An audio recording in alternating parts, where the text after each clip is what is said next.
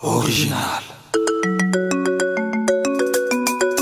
Vous êtes producteur de médias. Bienvenue dans Ça fait débat. Première participation. Comment avez-vous trouvé le discours du chef de l'État au Congrès? Cher Mathieu, merci de me recevoir, chers confrères. C'est un très grand plaisir d'être dans cette émission. Je voudrais d'abord commencer par un préambule. Vous m'avez demandé ce que j'ai pensé du discours du chef de l'État. J'ai entendu ici qu'il n'avait rien dit et là-bas j'ai entendu qu'il en avait dit pas mal. Il y a beaucoup de coupables dans notre pays, on envoie même des coupables dans des tribunaux étrangers. Hein. Ça c'est vrai. Mais il faut que peut-être à un moment donné on se décale de cette culture de la culpabilité à la culture de la responsabilité. J'ai entendu le président avec beaucoup d'attention et quand il parle en général on l'écoute avec beaucoup d'attention. J'ai entendu que la situation économique, sécuritaire et politique de notre pays était catastrophique. Enfin, je ne me souviens plus très préoccupante. Je ne me souviens plus très bien des mots qu'il a utilisés.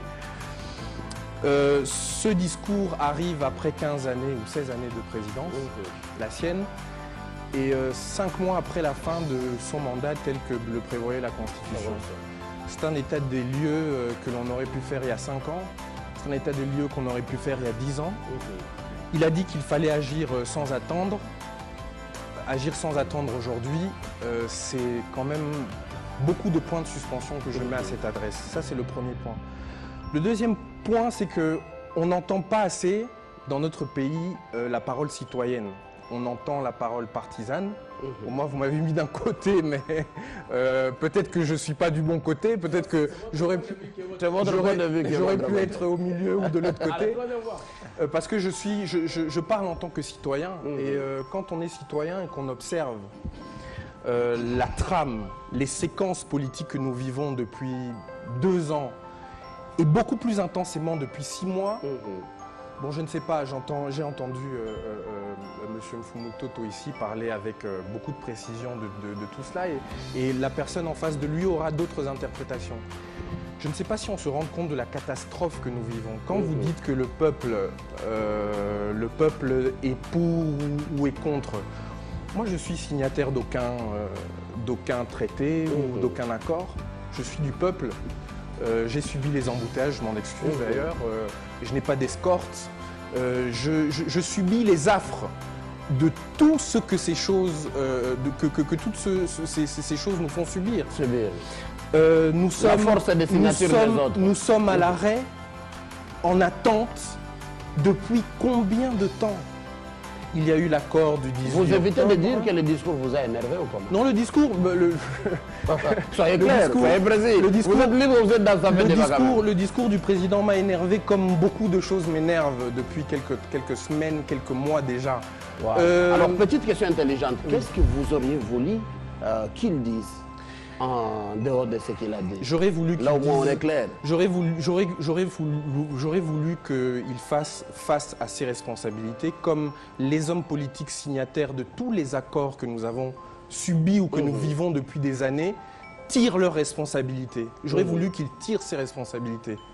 Peut-être pas en laissant le pouvoir, bien entendu. Je suis conscient, en étant un citoyen, des conditions dans lesquelles nous vivons et des dangers que nous avons, mais qu'il tire ses responsabilités comme tous les hommes politiques qui nous drivent depuis des années et des mois.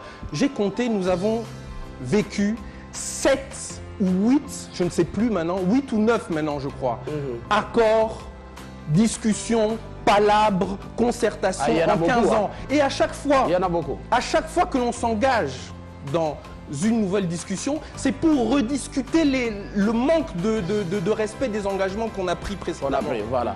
Il y a toujours le M23 avec les rapports. Cher Mathieu, parlons du M23. Parlons du M23. La personne qui représente le rassemblement, cet immense rassemblement, prenant à gauche et à droite les appuis et les participations. On a ici un député que nous avons vu participer à toutes, je dis bien toutes les entreprises, étant la figure politique de toutes les entreprises meurtrières. Les criminels. Les membres du rassemblement. Qui est membre du rassemblement, qui est dans les listes. C'est l'accord du 31 décembre qui est dans les listes, qui se trimballe dans Kinshasa. Et on le voit en train de faire le djalelo pour une invention de nos voisins maléfiques dans ces montagnes de l'Est.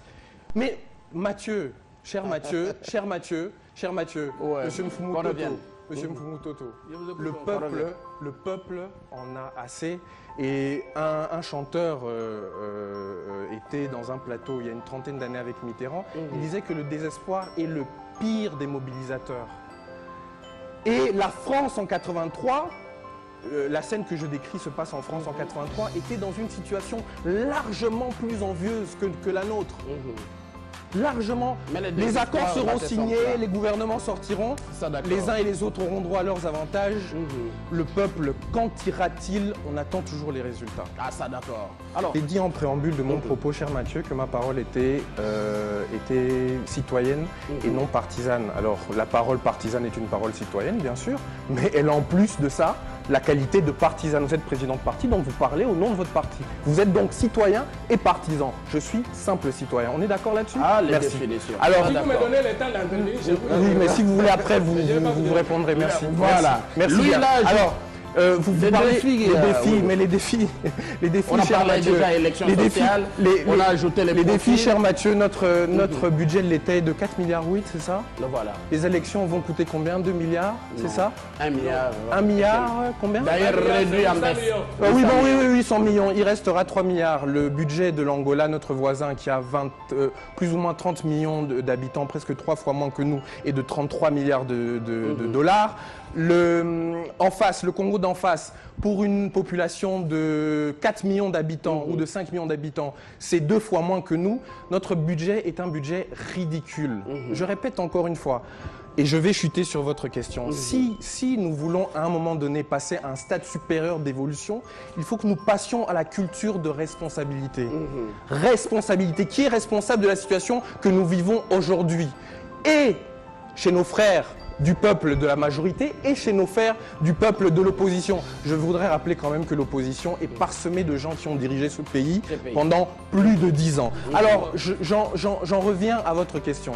Les élections, on nous promet les élections depuis je ne sais combien de temps. On a parlé de glissement, on a assuré qu'il n'y en aurait pas. On est en plein dedans aujourd'hui. Ça fait le 3e Premier ministre.